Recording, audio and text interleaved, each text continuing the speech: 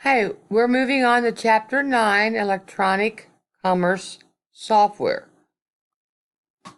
So we just finished talking about web servers and the client-server architecture. So let's look at some web hosting alternatives. Self-hosting is running servers in-house, and that's kind of what we just talked about in Chapter 8. And that's most often used by large companies because you're going to need an IT staff to help manage that. There's also third-party web hosting services providers that offer web services and electronic commerce functions. They're often used by mid-sized or smaller companies. Commerce service providers, or CSPs, provide internet access and web hosting services. They offer web server management and rent application software. They're also called managed service providers or application service providers. Web hosting service options, it's shared hosting, which means your client's website on a server hosting other websites at the same time. So what that means is if I contract with a hosting company, they're going to host my Business 120 website on their servers along with somebody else's class on the same server. Dedicated hosting means the client web servers not shared with other clients. So this is where a service provider owns and maintains the server hardware and it leases it to the client and provides the internet, but it's only to that client. So it's going to cost the client more than if it's a shared hosting site. With co-location service, the provider rents physical space to client with a reliable power supply and internet connection, and clients install and maintain the server hardware and software. The hardware platform and software combination for web server hosting decisions. Okay, we want to look at that, and it should be upgradable when the site's web traffic increases. So what that means is, like, if I contract with a company, I want to make sure that they are able to increase the site's the computing power for the site in case the web traffic from my site increases. Should have scalable hardware and software combinations, so it needs to be adaptable to meet changing requirements. All electronic commerce solutions must provide catalog display, shopping cart capabilities, and transaction processing. Now remember, we're talking about electronic commerce here. Larger complex sites may include software with added features and capabilities. So they might have a knowledge base where, a question and answer type of database, things like that. But for it to be an electronic commerce solution, you have to have a catalog display, shopping cart capabilities, and transaction processing. Catalog display software, the catalog organizes the goods and services that are being sold. So it could be organized differently. It might be organized by logical departments. Catalog is a listing of goods and services. A static catalog is a simple list written in HTML. Static means it does not change. Dynamic means it changes. And HTML stands for Hypertext Markup Language, which is the coding, or the software coding that is used to write a web page. Dynamic catalog stores information in a database with photos. So like if you went to DSW website looking for a pair of shoes, you pull their site up, you're going to see a dynamic catalog where it shows a picture of the shoe, gives you a description. You can search for it. It may give you different colors. You'll have different sizes and so on. Both are located in the third tier of website architecture. Shopping cart software In early electronic commerce, it used forms-based shopping. So that's where the shoppers selected items by filling out online forms. And it was an awkward way of ordering more than one or two items. And there was a lot of issues with that. So electronic shopping carts are what are standard now. And they keep track of items customers selected and allows them to view cart contents and add and remove items. Most everyone's been on Amazon before. That's what Amazon uses, an electronic shopping cart. It'll even remember items that you put in your shopping cart and don't purchase. Ordering just requires a simple click, which executes the purchase transaction. And that is the screen that asks for billing and shipping information. The web is a stateless system that does not retain information from one transaction to another. So the shopping cart software is what stores the information. In order to do that, you have to allow cookies to be stored on your computer. If the browser does not allow cookie storage, software automatically assigns a temporary number. Dynamic pricing management software adjusts prices in real time based on variables that the seller chooses.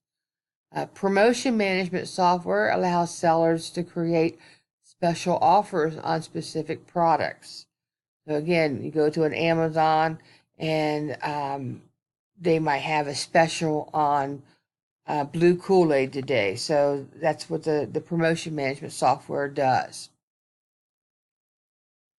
Fulfillment integration software connects the seller's shopping cart to fulfillment provider's computer. So shipping is automatically triggered at the completed sale. And again, I'm going to use Amazon.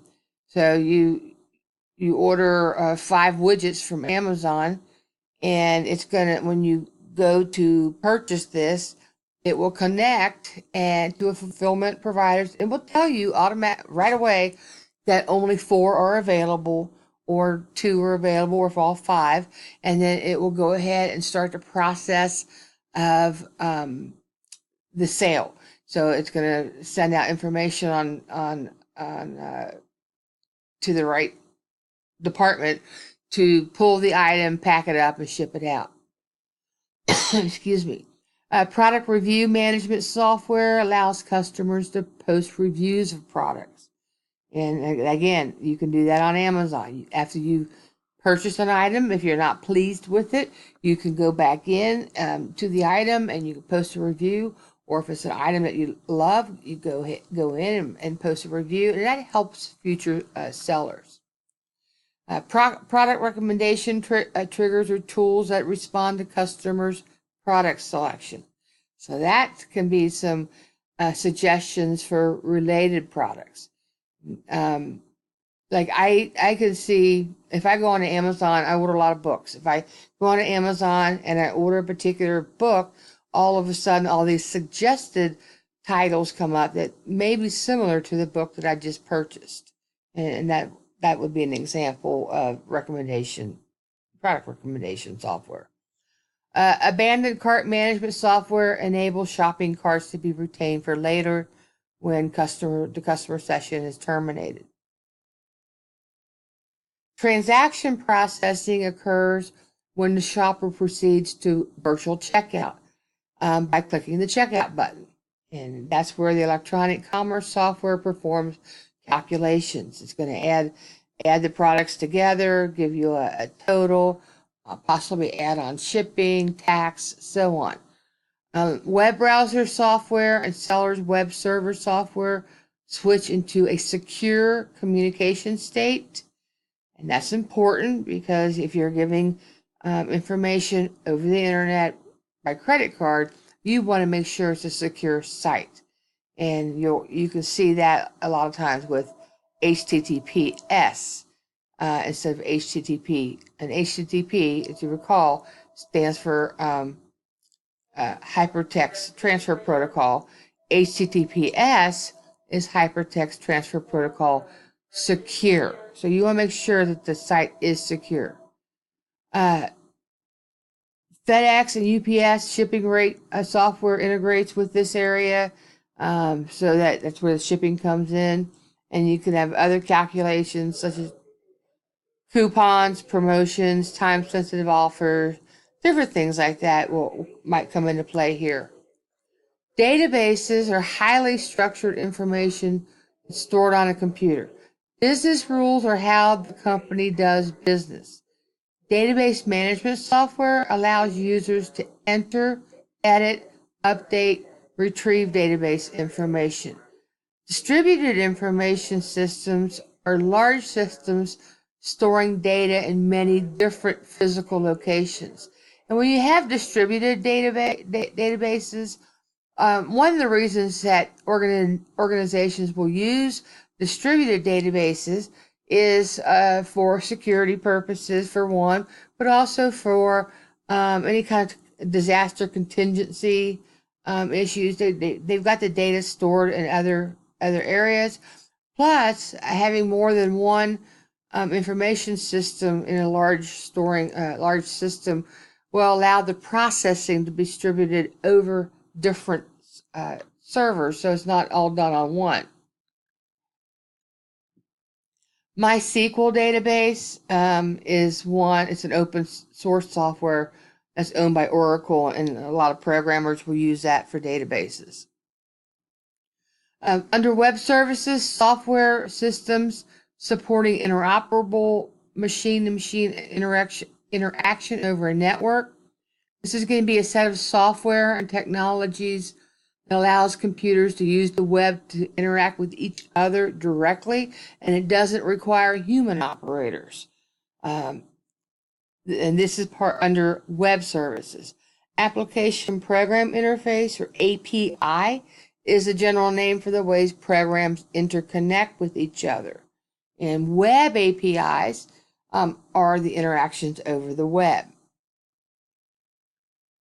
So what web services can do, how web services work: it offers improved customer service, reduced costs. It can provide data feeds between two different companies. Programmers will write software assessing business application logic units without knowing details. So it'll allow communication between programs written in different languages on different programs. The cost to become operational for a small web-based business can range between $400 and $8,200. That will assume less than 100 items for sale, and business already has computer and internet access.